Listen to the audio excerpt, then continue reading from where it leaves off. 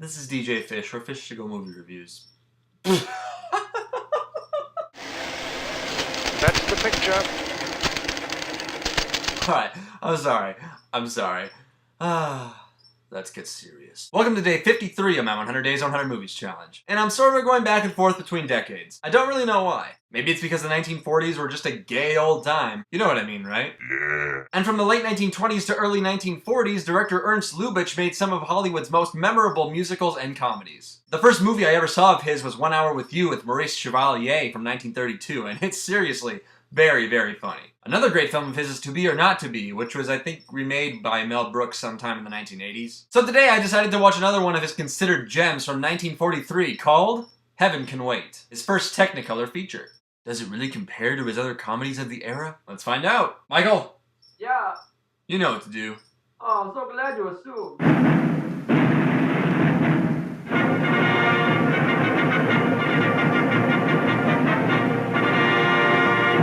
Ladies and gentlemen, I invite you to a brownstone mansion on Fifth Avenue in Old New York. Meet the Van Cleves, one of the most amusing families I've ever known. Let me present them individually. First, the charming and unworldly Mr. and Mrs. Van Cleve. All their lives, they believed babies were brought by the stork. Next, their son, Henry. His collar was stiff, but his ideas were flexible. Grandpa Van Cleve not only founded the family, he confounded it, too. The flower of the Van Cleves was Cousin Albert, a geranium, while Mr. and Mrs. Strable of the Kansas Strables represented the upholstered part of the family. But the jewel of the Van Cleve household was Martha, a paragon of beauty, culture, and virtue, but a nice girl in spite of it. I met these delightful people in Ernst Lubitsch's romantic comedy, Heaven Can Wait.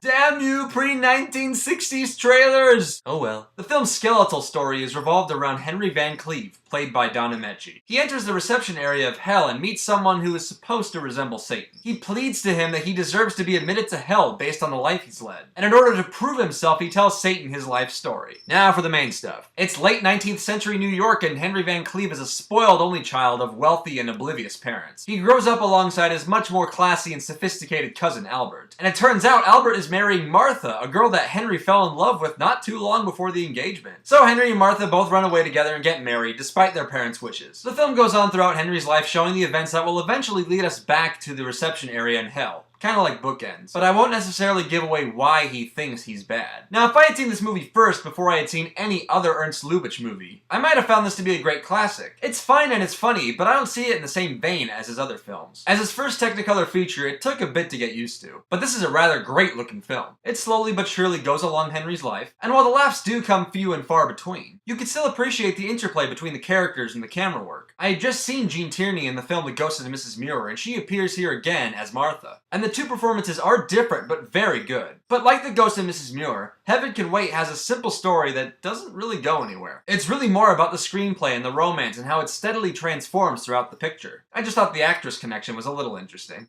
But again, the film doesn't stray too far away from its plot, and it does kind of run a little long. It isn't entirely what I was expecting considering Ernst Lubitsch's other films, but it still is worth watching if you're a fan of his. It's certainly made with a classic Hollywood look with classic acting and classic music. I'd give it a B+, and if you have seen Heaven Can Wait, I'd like to know what you thought about it. Did you love it? Hate it? Why? And how does it compare to other Ernst Lubitsch films? Leave one of those comments down below, and if you like any of my reviews or would just like to continue on my 100 Days, 100 Movies challenge, then you can subscribe up above. This movie was suggested by a YouTuber, so I give you a thumbs up for that. But I still have 47 more movies to go, so keep those suggestions and recommendations coming. And then you can give me one of these. And once again, I'm DJ Fish for Fish to Go Movie Reviews on the go. That's the picture.